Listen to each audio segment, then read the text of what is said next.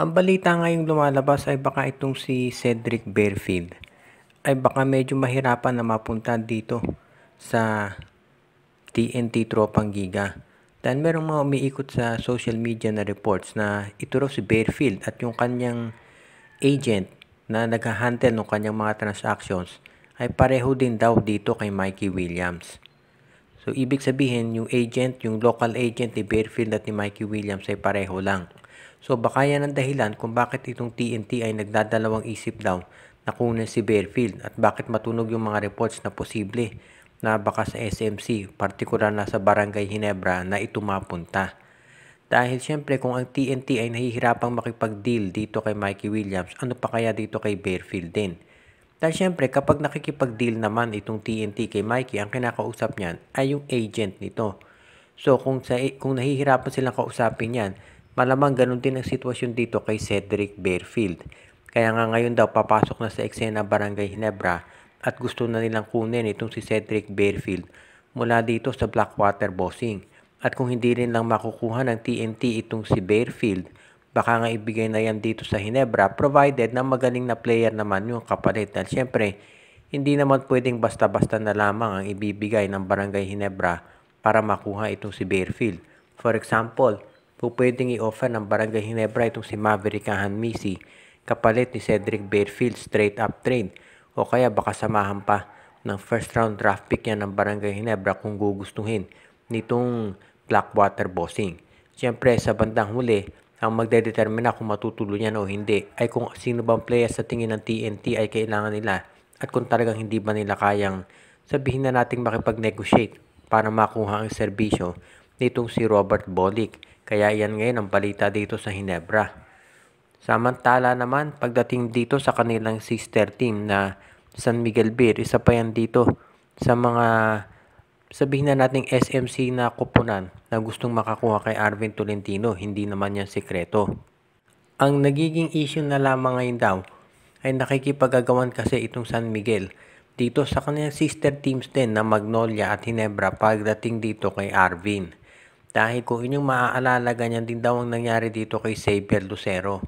Gusto sanang makuha ng Ginebra at ng Magnolia at ng SMB pero sa bandang huli nag-decide ng management na sa Magnolia ibigay itong si Lucero.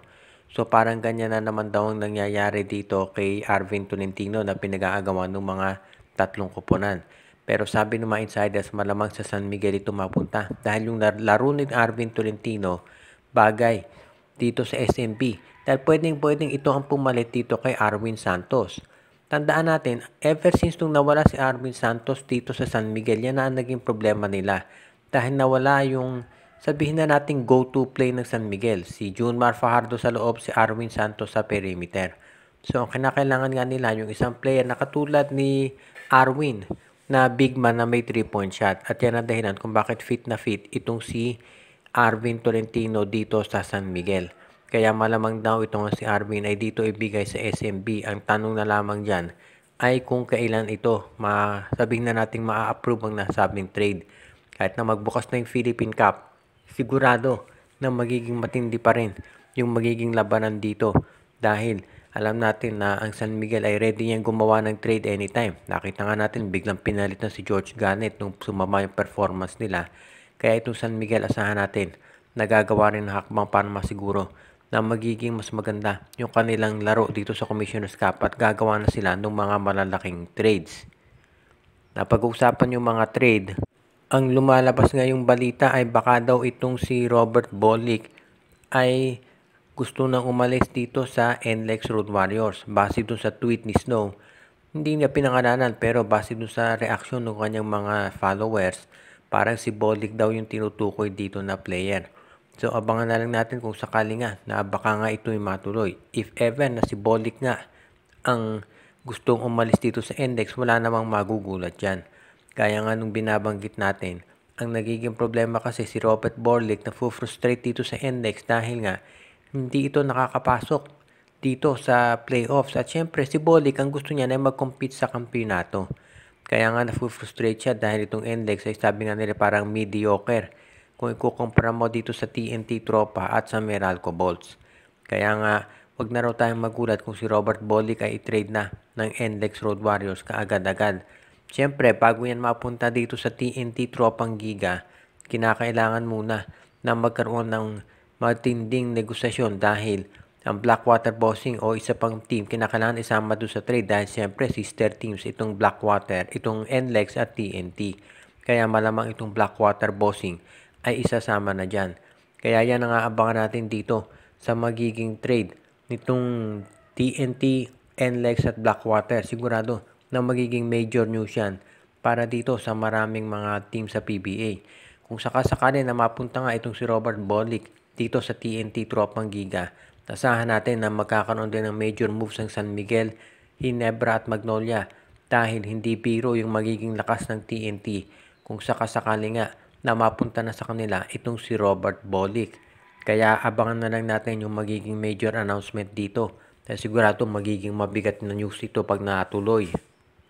At napag-uusapan yung mga news. Ngayon, ang balita natin mukhang ito raw Converge Fiber Xers ay naghahanap ng mga players na pwede nilang madagdag sa kanilang bench. Malakas na yung lineup nitong Converge Fiber Xers pero gusto nilang masiguro na sa darating na Philippine Cup na, ang lapit na sa April 4 mag-o-open na itong PBA. Gusto nilang masiguro na magkakaroon sila ng mas matinding lineup dahil sa ngayon itong Converge Fiber Xers, alam nila na malakas yung kanilang starting five. Si Stockton, si Heading, si Winston, si Arana at si Baltasar. Pero gusto nilang kumuha ng mga additional bench players na magagamit para maging mas produktibo sila. Kaya iyan nga ngayon ang pinag-aaralang mabuti nitong NLEX Road Warriors kung sino yung mga pwede nilang makuha. Dahil alam natin marami namang mga magagaling na bench players dito sa PBA. Pero depende na yan doon sa pag-uusap nila kung saan nga nila to makukuha at kung sakasakali nga na matutuloy. Kaya sa ngayon, posibleng makuha nitong sabihin natin Converge. If ever, baka itong si Tyler Tio o kaya naman si Mark Nonoy mula dito sa Terra Firma Jeep o kaya baka dito sa Blackwater Bossing makipag-trade sila or alam natin dito sa TNT, sa San Miguel, kahit aling team po pwede namang makipag-usap itong Converge Fiber Xers. Baka nga dito sa ROS pwede nilang kunin itong si Asisio o kaya si Karakot dahil alam natin maraming magagaling na bench players ang Rain or Shine. As it is sa ngayon, itong Rain or Shine Elasto Painters ang malamang makausap nitong Converge Fiber Xers pagdating dito sa pagdagdag sa kanilang lineup. At alam din natin na itong Rain or Shine Elasto Painters gustong mag-upgrade. Kaya baka itong dalawang independent teams na yan, ito na talaga ang magiging sabihin na nating magandang laban pagdating dito sa darating na Philippine Cup at baka sila din ang mag-trade. Shout out kay Archie, Romeo Conchada, RG Bueno at Dalina family, Joshua Giray, Espejo at Rosales family, kay Michael D. Pinabati din natin si Ireneo Salangsang, Dexter Domer, si Enju, si Malyari Mascarinas, Dalmacio de Guzman, Katsakino Dokusin at ang mga regular pa nating viewer.